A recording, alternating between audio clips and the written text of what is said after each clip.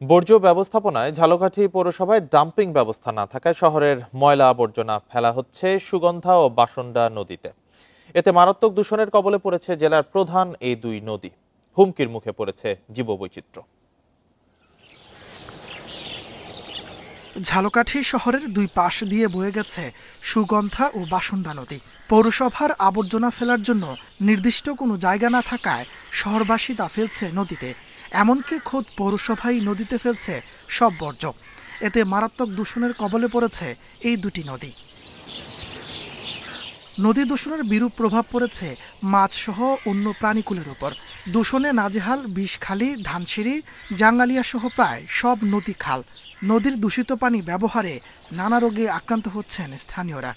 বাজারের যত ময়লা আবর্জনা আছে সব ময়লা আবর্জনা এখানে সুগন্ধা নদীর কিনারায় ফেলানো হয়। পরিচ্ছন্নতা কর্মীরা এই ময়লাগুলো নিয়ে কিন্তু সুগন্ধা নদীর তীরে ফেলছে। এর ফলে পানি দূষিত হচ্ছে, বায়ু দূষিত হচ্ছে, রোগ জীবাণু ছড়িয়ে পড়ছে। প্রতিপক্ষ যেখানে হালাইতে কয় ওই জায়গায় আমরা ফালাই। এখন এগুলো নির্দিষ্ট কোনো আমাকে জায়গা দেয় নাই। সমস্যার কথা স্বীকার করে বর্জ্য ফেলার জন্য খুব শিগগিরই একটি ডাম্পিং স্টেশন নির্মাণের আশ্বাস দিয়েছেন পৌর কর্তৃপক্ষ। আমাদের ময়লা আবর্জনা ফেলার সুনির্দিষ্ট কোনো জায়গা ছিল না, তো পৌরসভা থেকে স্থানীয় ব্যবস্থাপনা একটা নির্দিষ্ট জায়গা করে ওখানে ময়লা ফেলতো, তবে এটা আধুনিক প্রক্রিয়া ছিল না।